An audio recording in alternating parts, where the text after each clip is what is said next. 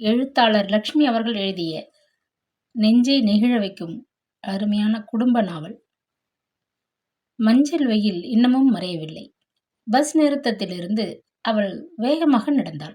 ராயப்பேட்டை நெடுஞ்சாலையிலிருந்து பிரிந்த நெருக்கமான தெரு சந்து உள்ளே புகுந்தவள் பின்னும் அதிவேகமாக நடந்தாள்.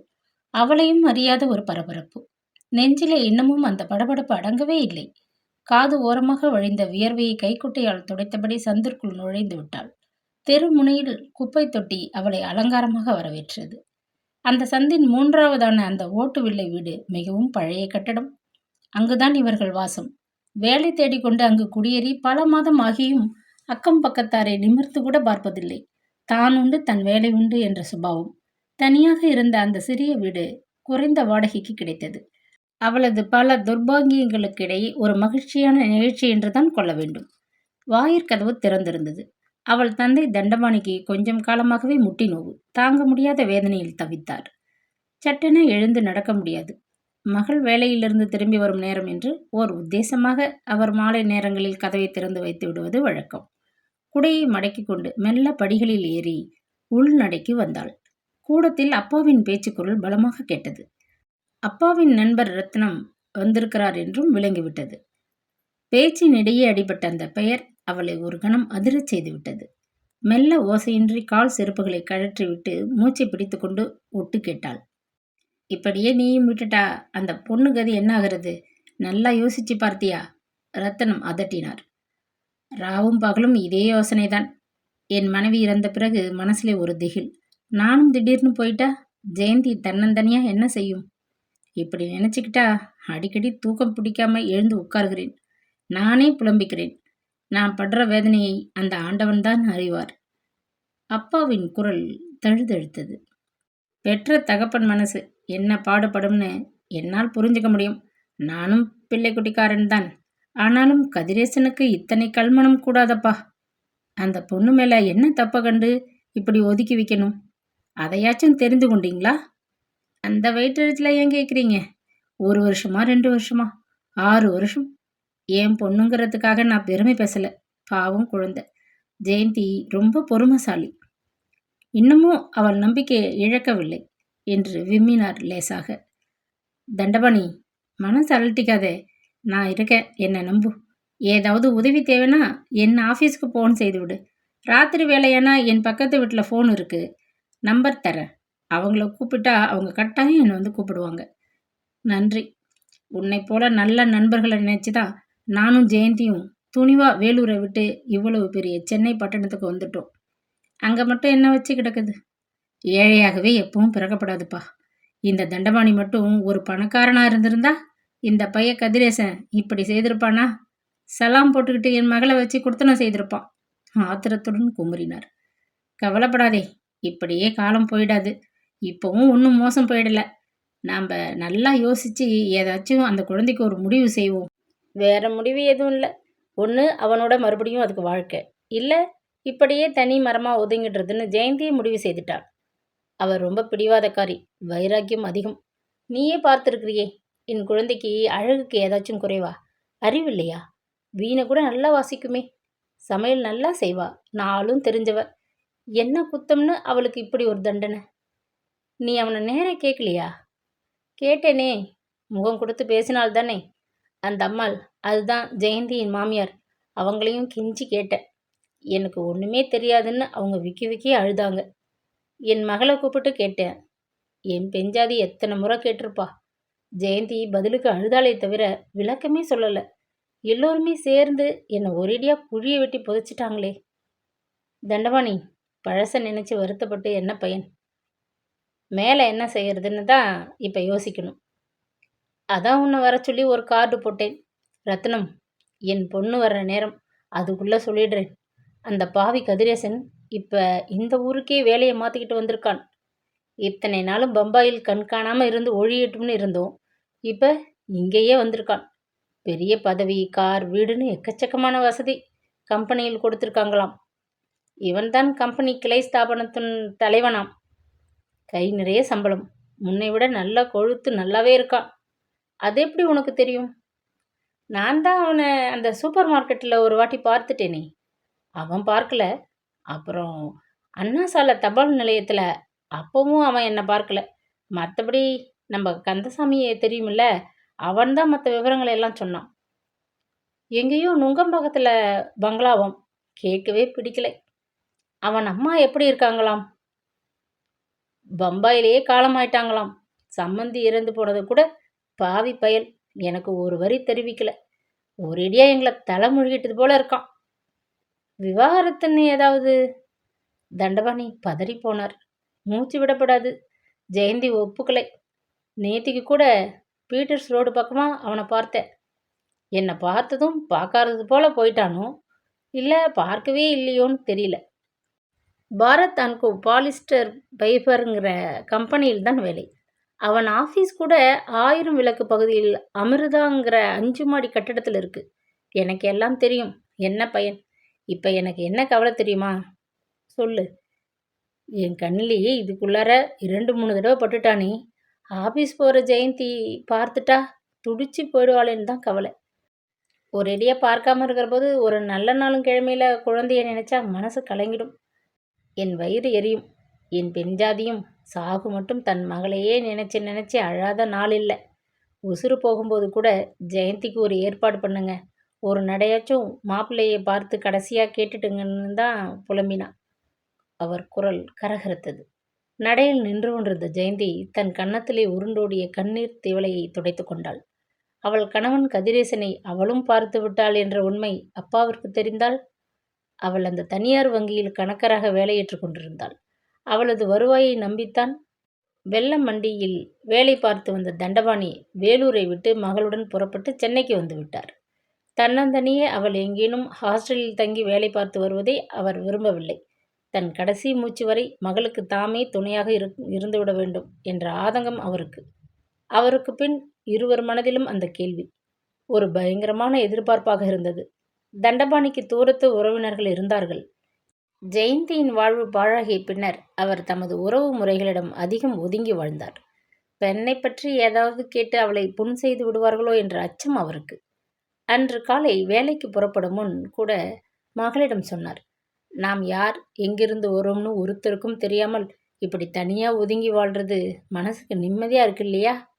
உண்மைதான். அவளும் ஒப்புக்கொண்டே வீட்டை விட்டு புறப்பட்டாள். இந்த சில மாதங்களில் சென்னையில் அவளை தெரிந்தவர்கள் எவரும் இல்லை. வங்கியில் கூட அவள் தன்னுடன் வேலை செய்த மற்ற பெண்களுடன் அதிகமாக தொடர்பு வைத்து கொண்டதில்லை. அவளுக்கு கல்யாணமாகிவிட்டதா இல்லையா? திருமதி ஜெயந்தி கதிரேசன் என்று விண்ணப்பத்தாளிலே போட்டிருந்ததே. நான் பார்த்தேன். கழுத்திலே தாலி சரடு இருக்குதே. அப்படின்னா அந்த கதிரேசன்? அவளை பற்றி கிசுகிசுப்பு இருந்தது. ஆனால் எவருக்கும் அவளை நெருங்கி வந்து உண்மையை கேட்க அச்சம். அப்படி அவள் முகத்தில் தெரிந்தது ஒரு ஆவேசம், வைராக்கியம். அன்று காலை அவள் தன் இருக்கையில் அமர்ந்தபடி கணக்குகளை எழுதி கொண்டிருந்தாள். முன்னறையில் இருந்த நீண்ட மேஜைக்கு பின்னால் ஒரு தட்டச்சு இயந்திரத்தின் முன் வங்கிக்கு வருகிறவர்கள் போகிறவர்கள் கண்களில் படக்கூடிய இடத்தில் அவள் அமர்ந்திருந்தாள். இந்த வங்கியை காலையில் எத்தனை மணிக்கு திறக்கிறாங்க? அந்த குரல் அவளுக்கு தூக்கி வாரி போட்டது. மேஜைக்கு பின்புறம் நின்றிருந்த டெல்லர் ராமுவிடம்தான் அந்த கேள்வி கேட்கப்பட்டது. அந்த குரல் எத்தனையோ ஆண்டுகளாக கேட்காத குரல்தான். ஆனாலும் மறக்கவே முடியாதபடி உள்ளத்தில் புதையுண்டு ஒன்றி போன குரல். அவள் மெய் சிலிர்த்து போனாள். மெல்ல தலையை நிமிர்த்தி அந்த பக்கம் பார்த்தாள். அவனேதான், சந்தேகமே இல்லை. அந்த முகத்தை அவள் எப்படி மறக்க முடியும்? 6 ஆண்டுகளுக்கு பிறகு முதலாக அவனை பார்த்தாள். அவன் அவளை கவனிக்கவே இல்லை. நெஞ்சு திக் திக் என்று அடித்து கொண்டது. குளிர்சாதன அறைதான் என்றாலும் திகு திகுவென உடல் முழுவதும் எரிகிற உணர்வு. வறண்டு வேர்வை நெற்றி மீது அரும்பு கட்டி அவள் அவனை மீண்டும் உற்று பார்த்தாள். முன்னைவிட சற்று பருத்திருந்தான். ஆனால் முன்னைவிட அந்த முகத்தில் பொலிவும் கூடிவிட்டிருந்தது. பெரிய பதவியில் இருப்பதாக கேள்விப்பட்டிருந்தாள். அந்த மகிழ்ச்சியின் கலையோ அல்லது தன் எண்ணங்களின் கலவரத்தை விழுங்கிக் கொண்டாள். ஆண்டுகள் அவர்களிடையே பிளவை ஏற்படுத்தியிருந்ததை தவிர மற்றபடி எந்தவிதமான மாற்றமும் அவனிடமும் தென்படவில்லை. அவனது தோற்றம் எப்பொழுதும் போலவே அதே அரும்பு மீசை, காதோர கிருதா, கழுத்தில் புரளும் முடி என்றே இருந்தது. அந்த வெளிர் நீல சட்டை கூட அவனுக்கு எத்தனை பொருத்தம்! காலை 8 மணிக்கே திறந்துடுவீங்களா? பற்கள் பளிச்சிட ராமுவிடம் கேட்டுக்கொண்டிருந்தான். அவள் மனம் இன்னும் வேகமாக அடித்து கொண்டது. அவன் இந்த பக்கம் திரும்பினால் அந்த எதிர்பார்ப்பின் சுமையை தாளாது அவள் திணறிப் போனாள். கண்கள் கனத்தன. பார்வையிலிருந்து அவன் மறைந்து விட்டது போன்ற பிரமை. கஷ்டப்பட்டு கண்ணீரை அடக்கியபடி மெல்ல நிமிர்ந்து பார்த்தாள். என்ன ஏமாற்றம்! கையில் பிரீஃப்கேஸுடன் அவன் வெளியேறி நடந்து கொண்டிருந்தான். அவளை பார்க்கவில்லையா? அல்லது பார்த்தும் பாராதது போல் வெறுப்போடு போகிறானா? பிரித்த கோப்புகளில் இருந்த எழுத்துக்கள் அவள் முன் நடனமாடின. மூளை வேலை செய்ய மறுத்தது. நேரம் நீண்டு கனத்தது. நெஞ்சு வேதனையில் விரிந்தது. வங்கி மூடும் நேரம் நெருங்கியது. கோப்புகளை மூடிவிட்டு தட்டெழுத்து இயந்திரம் மீது பிளாஸ்டிக் உரையை போர்த்தினாள். தோளில் பையை மாட்டிக்கொண்டு கிளம்பிவிட்டாள். அம்மா, நீங்க காபி கூட சாப்பிடலையே? வங்கியின் பையன் நினைவுபடுத்தினான். மாலை 3 மணி அளவில் அவன் யாவருக்கும் கொண்டு வந்து வைத்துவிட்டு போகும் அந்த காப்பி கோப்பை அவளது இருக்கை முன் காட்சியளித்தது. ரொம்ப வேலை, கவனிக்கவே இல்லை. சமாளித்துவிட்டு அவள் பஸ் நிலையத்தை நோக்கி நடந்தாள். தரையில் கால் பாவாத மாதிரி ஒரே பரபரப்பு. அப்பாவிடம் சொல்வதா? கேள்வி எழுந்தது. வேண்டாம், ஏற்கனவே நொந்து போயிருக்கிறார், சொல்லி என்ன நடக்கப் போகிறது என்ற வெறுப்பு. மறுபடியும் அப்பாவின் குரல் உரத்து கேட்டது. கூடியவரை அவன் இந்த ஊருக்கு வந்திருக்கிற விஷயம் ஜெயந்திக்கு தெரியாமல் இருப்பதே மேல். தெரிஞ்சா அவ மனசு ரொம்ப கஷ்டப்படும். என்னால் தாங்க முடியாது. வர வர எனக்கும் உடம்புக்கு அத்தனை சுகம் இல்லை. கொஞ்ச நாளைக்கு முன்னே ஒரு நாள் ராத்திரி திடீர்னு நெஞ்சுவலி வந்துட்டது. மூச்சே விட முடியல. உடனே டாக்டர்கிட்ட காட்டி இருக்கணும். ஒருவேளை இதய கோளாறாக இருந்தால் ஆபத்தாச்சே. ஆமாம், இனிமே ஆபத்து வர்றதுக்கு என்ன இருக்குது? கதிரேசன் மருமகனா வந்த ஆபத்தே பத்தாதா? நீ இப்படி அசட்டையாக இருக்காதே தண்டபாணி. என் உயிருக்கு எமன் வேற யாரும் இல்லை, என் மருமகனே தான். அதனால நான் இதுக்கெல்லாம் பயந்துட மாட்டேன் ரத்தனம். ஜெயந்தி அரண்டு போய் நின்றாள்.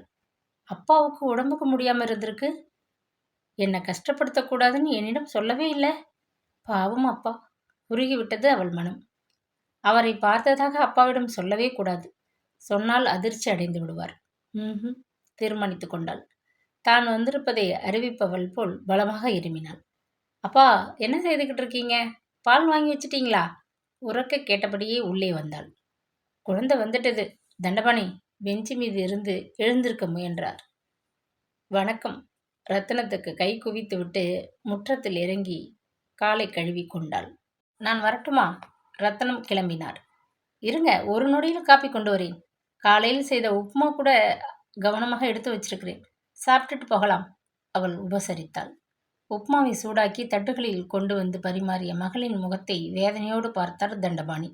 வேண்டாம், சொல்ல வேண்டாம். குழந்தை தைரியமாகவே இருக்கட்டும், தனக்குள்ளே எண்ணிக்கொண்டார். கலங்கியிருந்த அவருடைய கண்கள் அவளது அடிவயிற்றை புரட்டியது.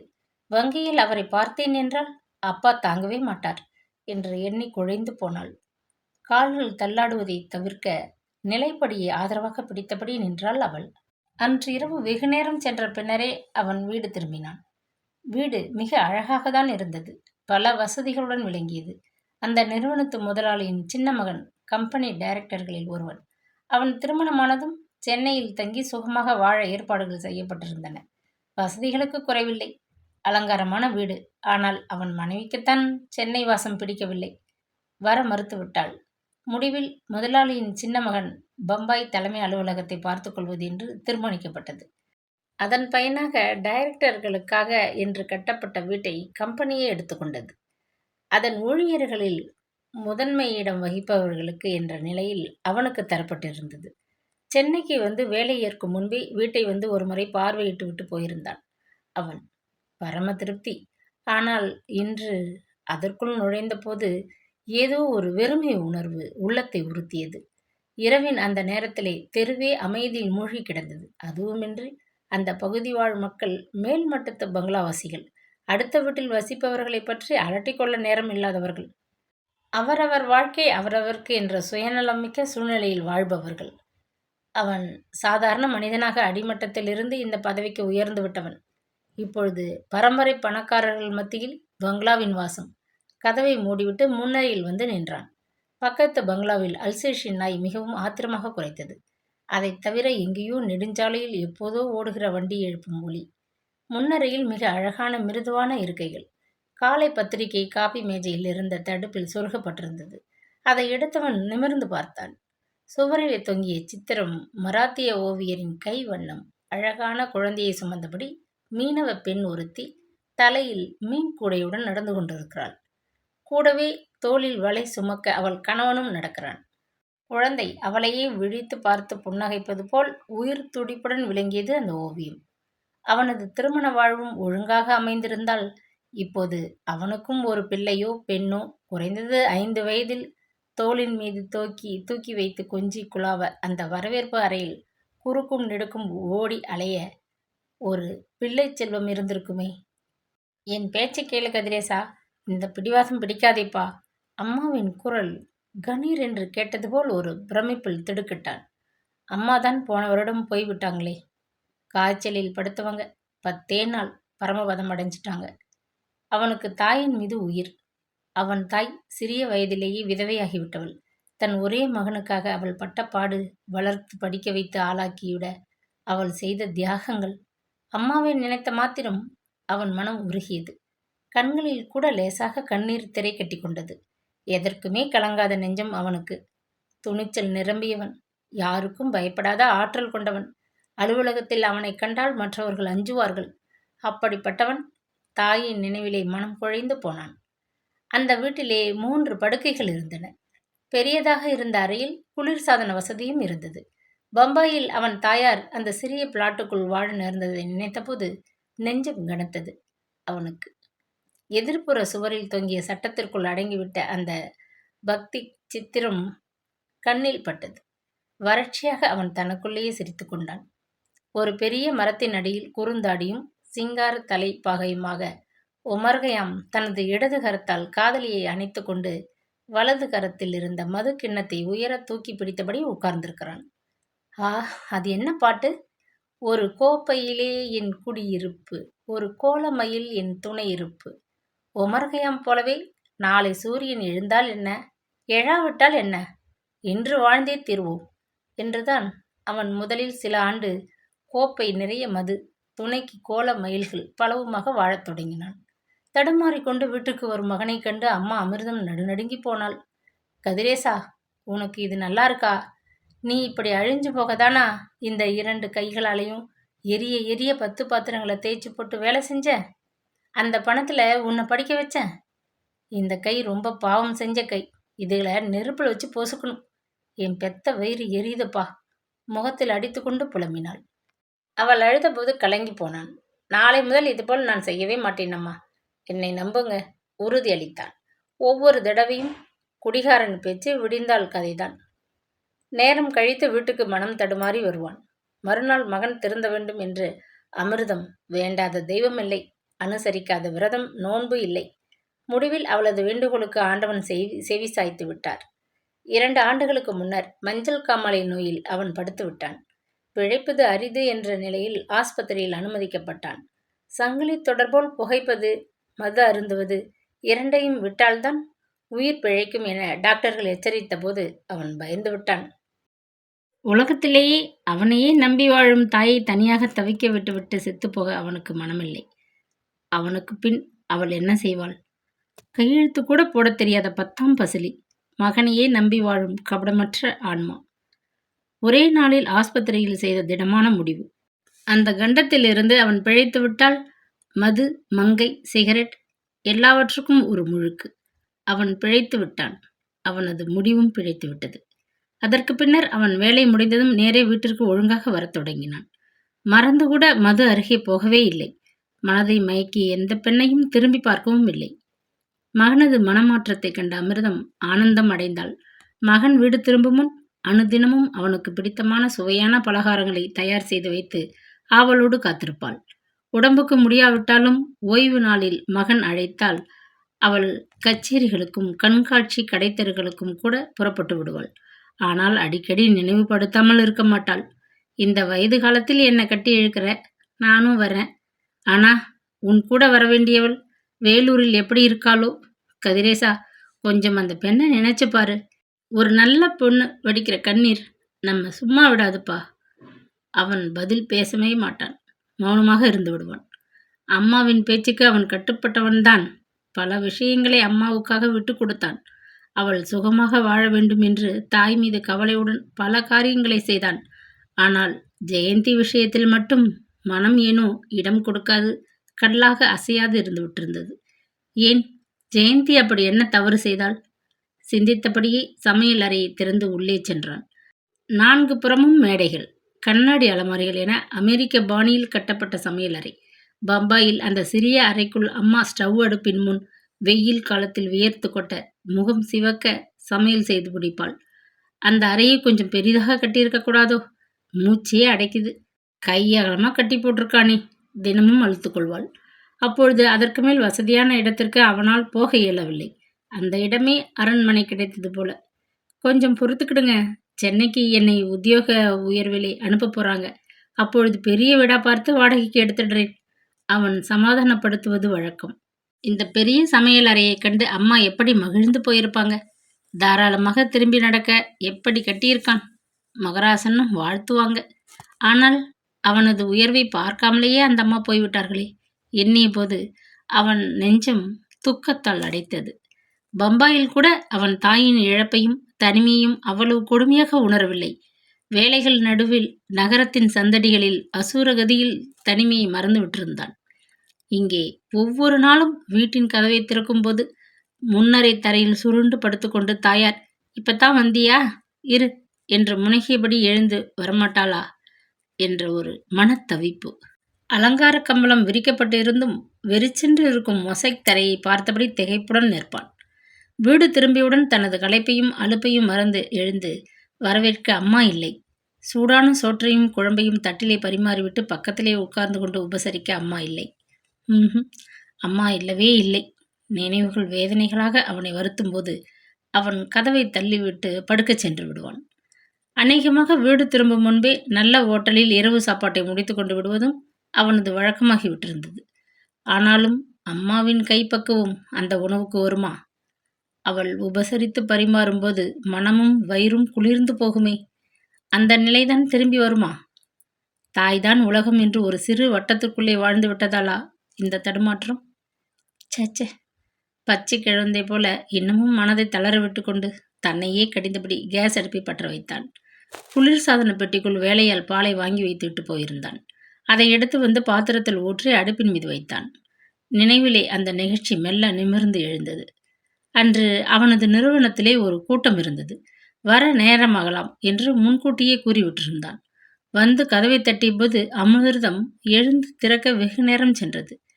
ஏன் என்று சந்தேகத்துடன் காத்திருந்த அவன் கதவை திறந்த தாயின் முகத்தை கண்டு நடுநடுங்கி போனான். நல்ல காய்ச்சல்.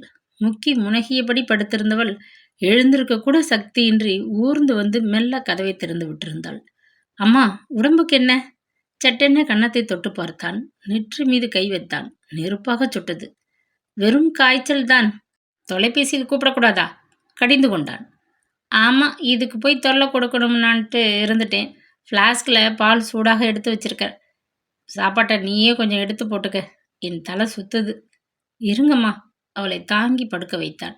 அத்தனை காய்ச்சலிலும் மகனை பற்றிய எண்ணம், அவனது தேவைகளை பற்றிய கவலை. ஓடி சென்று வைத்தியரை அழைத்து வந்தான். அவர் பரிசோதித்துவிட்டு ஊசி ஏற்றி விட்டு போனார். பயப்பட வேண்டாம், இது ஒரு மாதிரியான ப்ளூ காய்ச்சல். எழுதி கொடுக்கும் மாத்திரைகளை சாப்பிட்டால் போதும் என்று கூறிவிட்டார் டாக்டர். அடுத்த நாள் அலுவலகத்துக்கு அரை மனதுடன் போனான். இடையே ஒரு முறை தாயை வந்து கவனித்து விட்டு சென்றான். அதற்கு அடுத்த நாள் காய்ச்சல் அதிகமாகி அம்மா பிதற்றத் தொடங்கினாள். மருத்துவமனையில் அனுமதிக்க அவன் விரும்பினான். அவள் மறுத்தாள். என் கூட நீ பக்கத்திலேயே இரு, போதும். மருந்து ஆஸ்பத்திரி ஒன்றும் வேண்டாம். கதிரேசா, எனக்கு தெரிஞ்சிட்டது. இந்த முறை நான் பிழைக்க மாட்டேன். அம்மா, அப்படி சொல்லாதீங்க. அவனுக்கு அழுகி தொண்டையே அடைத்தது. அவள் விருப்பப்படியே வேலையிலிருந்து 10 நாள் விடுப்பு எடுத்துக்கொண்டு இரவும் பகலும் அவள் அருகிலேயே இருந்தான். வைத்தியர் வந்து போய்க் கொண்டிருந்தார். ஊசி, மருந்து, மாத்திரை என்று சிகிச்சையும் குறைவின்றி நடந்து வந்தது. பக்கத்து பகுதியில் வசிப்பவர்கள் எல்லோரும் ஆச்சரியப்பட்டனர். அமிர்தம்மாள் கொடுத்து வைத்தவள், பிள்ளை என்றால் இப்படியல்லவா இருக்க வேண்டும் என்று புகழ்ந்தார்கள். அன்று இரவு அவளுக்கு உடம்பு மிகவும் அதிகமாகிவிட்டது. தலையணைகளை உயர்த்தி அவளை சாய்த்த வாக்கில் படுக்க வைத்தான். மூச்சு விட முடியாது அவள் திணறினாள். கையை அசைத்து அவனை அருகே வரும்படி அழைத்தாள். சில நாட்களாக கண் இமைக்காது அவளை காத்து களைத்து விட்டிருந்த அவன் அருகே வந்தான். உட்கார். நாற்காலியை காட்டினாள். என்ன ரொம்ப நல்லா கவனிச்சேப்பா. ஆனால் எனக்குத்தான் கொடுப்பன இல்லை. என்னம்மா சொல்றீங்க? பதைத்தான் அவன். நெற்றி மீது கையை வைத்து பார்த்தான். காய்ச்சல் கூட குறைந்திருக்கிறதே. அம்மா ஏன் உளறுகிறாங்க? அணைகிற விளக்கு சுடர்விடும் என்பது பின்னர்தான் புரிந்தது. நீ நல்ல மகன், என்னை கவனிச்சுக்கிட்ட, அதுக்கெல்லாம் இப்ப என்ன? அவன் குரல் தழுதழுத்தது. துக்கம் நெஞ்சை பிளந்தது. எனக்கு கடைசியா ஒரு ஆசை, கிட்டவா. தாயின் குரல் மெல்ல ஒலித்தது. என்னம்மா? அச்சம் வயிற்றை பிசைந்தது அவனுக்கு. ஜெயந்தியை பத்தி தான் இத்தனை வருஷமா நான் மனசுக்குள்ளேயே புலம்பிக்கிட்டு இருந்தேன். நீ நல்லவன்தான், ஒப்புக்குறேன். அத்தோட ஒரு நல்ல புருஷனாகவும் இருக்கணும்பா. கதிரேசா, அதுதான் என் ஆசை.